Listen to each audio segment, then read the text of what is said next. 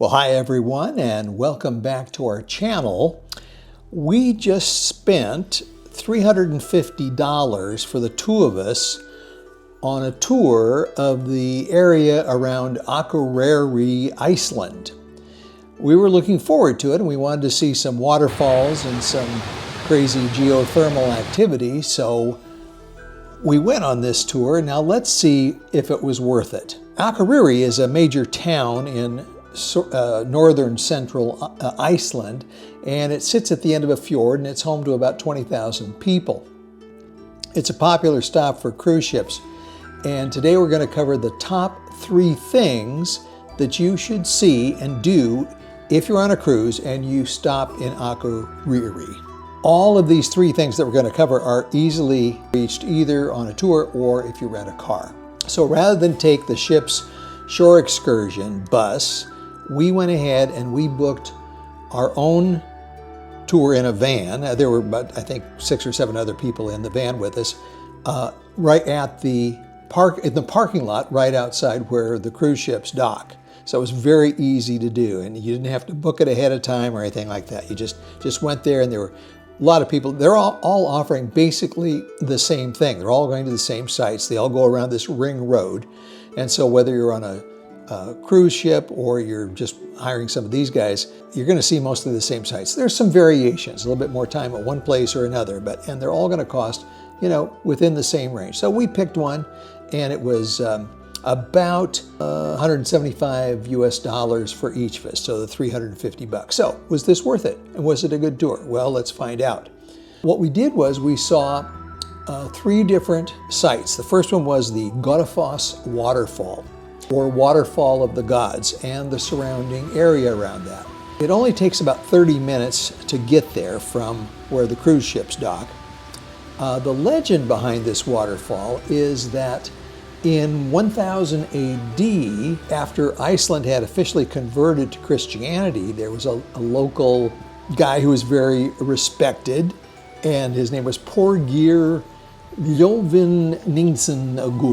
Okay, I know that's not right, but he was a cool guy at the time, and very influential, and he decided that since Iceland was now going Christian, he took all his statues of Norse gods that he had, and he threw them all into the waterfall, and that was the end of that. So from then on, it was called the Waterfall of the Gods. And so it's kind of a sacred place, besides it being very beautiful. The waterfall is about 30 meters wide. It drops about 12 meters into a rugged canyon. It's not the tallest waterfall in Iceland, but it is really pretty. It's very powerful. They have well-maintained paths on both sides of it. It's free. There's a parking lot nearby.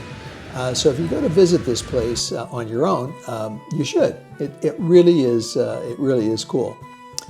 Before we go on to our next must-see site, if you want to watch more reviews like this from a couple of retired travelers who've been to all 7 continents and so far to 159 countries, hit that subscribe button. It's free. Okay, stop number 2, the Dimmuborgir lava field. Okay, this is a large area of unusually shaped rocks. They call it a labyrinth, but there's a walkway that goes through there, and there's all these rock formations that's caused by old lava that has sort of deteriorated over thousands and thousands of years. So it's a very popular tourist attraction in Iceland, and it has a lot of Icelandic folklore behind it. According to legend, this area is where Satan, when he was cast out of heaven, crashed through to the earth. This is where he landed, right here at this one spot. So that makes it famous. And it's also supposed to be the home for various Icelandic trolls, including the famous Grýla, who is the Christmas witch, who at Christmas time eats naughty boys and girls. If you've been naughty in Iceland, ooh, bad idea.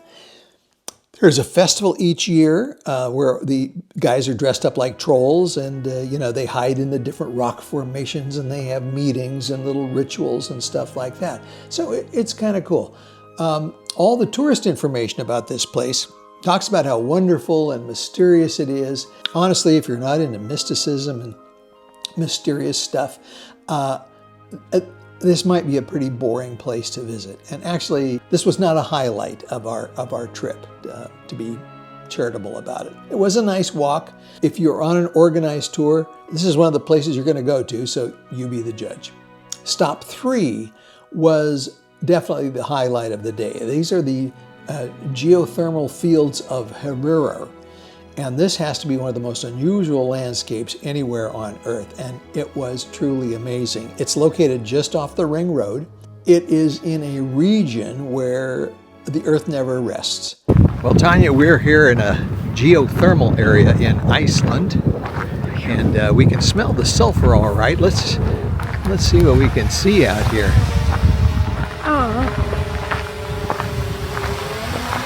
You hear that? It's like a drone, isn't it? Right there. Oh. Ooh, look at this big hole we're going to walk up in.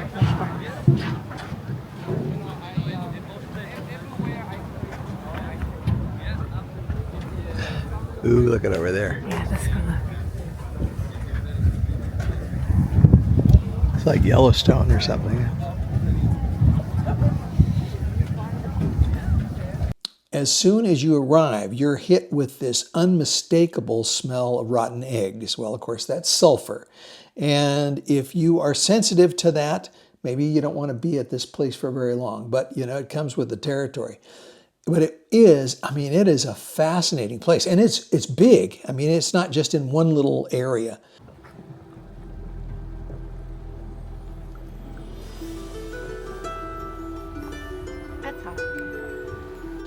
And you walk through there, you see all the steam coming up. What's happening is that magma from the Earth's mantle is heating up groundwater, creating superheated steam, which then escapes through these fumaroles.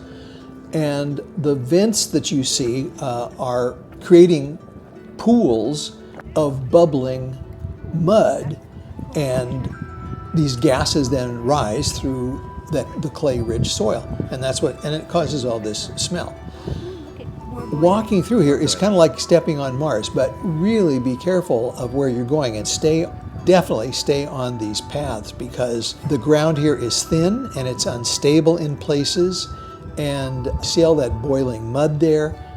That is not something you want to mess around with. Don't put your hand in there and say, oh, this will be really fun. Say, oh, how hot is it really? No, bad idea. And just don't do that.